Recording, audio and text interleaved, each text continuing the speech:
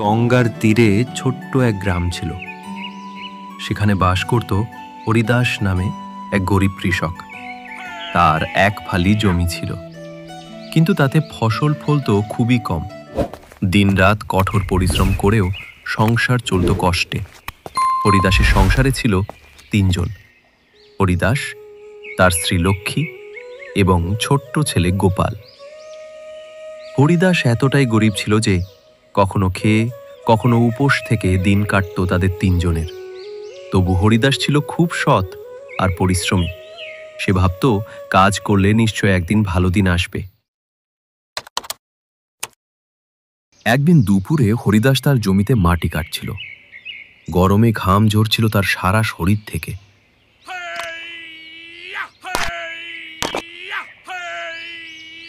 হঠাৎ কুদলটা মাটির নিচে শক্ত কিছু সঙ্গে ঠেকে যায়। হরিদাস কৌতূহলী হয়ে পড়ে। ভালো করে খুঁড়ে সে দেখতে পেল একটা পুরনো কলস। সে ভাবল হয়তো এটা কারো ফেলে যাওয়া জিনিস, কিন্তু ভালো করে পরিষ্কার করতেই কলসের ভেতর থেকে এক অদ্ভুত আলো বেরিয়ে এলো, যেন সূর্যের কিরণ। তখনই এক মিষ্টি কণ্ঠস্বর শোনা গেল, হরিদাস, ভয় পেও না, আমি জাদুর কলস। তুমি আমার ভেতরে যা রাখবে আমি সেটাকে দ্বিগুণ করে তোমাকে ফেরত দেব। হরিদাস ভয়ে পিছিয়ে গেল, কিন্তু আবার কৌতূহল জাগল তার মনে। সে কাছে থাকা একটা লাউ কলসের ভেতরে রাখল। কয়েক মুহূর্ত পরে আবার এক অদ্ভুত উজ্জ্বল আলো দেখা গেল কলসের ভেতরে। হঠাৎ কলসের মধ্যে 2টো লাউ চলে এলো। হরিদাস চমকে উঠে বলল, আরে, এটা তো সত্যি জাদু। যাই, তাড়াতাড়ি কলসটা বাড়ি নিয়ে যাই। এরপর হরিদাস জাদুর কলসটার কথা ঘরে গিয়ে স্ত্রীকে বলল। লক্ষ্মী প্রথমে বিশ্বাস করতে চাইছিল না, কিন্তু হরিদাস কলসে একটা মাটির হাঁড়ি ঢুকিয়ে দেখালো।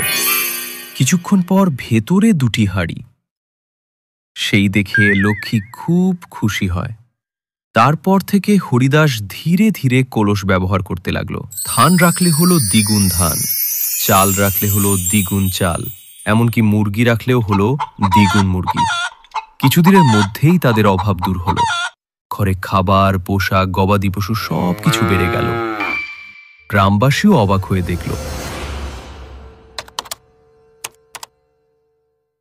কলসটা সব জিনিসকে দ্বিগুণ করে দিচ্ছে, তাহলে আমি যদি কলসের ভিতর ঢুকি তবে আমরাও তো 2 জন হয়ে যাব।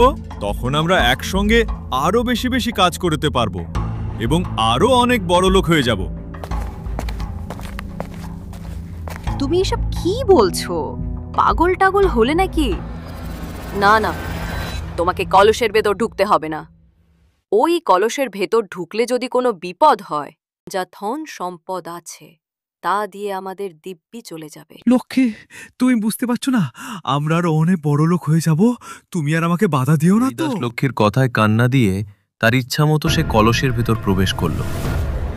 আবার কলসের ভেতর এক উজ্জ্বল আলো দেখা যায় এবং কলসের ভেতর থেকে বেরিয়ে আসে 2 জন হরিদাস। কিন্তু এই হরিদাস ছিল উল্টো স্বভাবের, দুষ্টু, রাগী এবং হিংসুটে। এখন এসব কিছু আমার।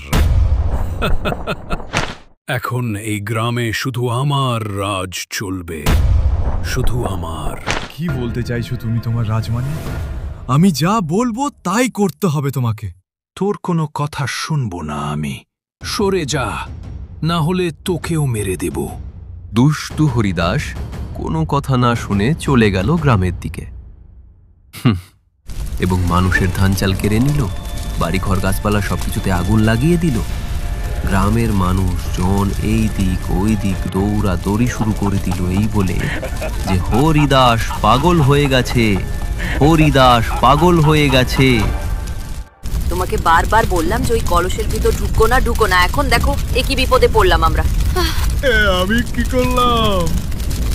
এ তো পুরো গ্রামকে জ্বালিয়ে দিল। এখন আমি কি করি?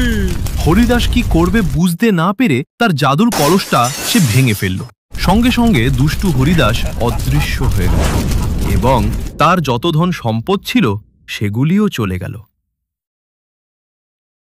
সেদিন থেকে হরিদাস বুঝে গেল সুখ লুকিয়ে আছে পরিশ্রম আর সততায়, লোভে নয়।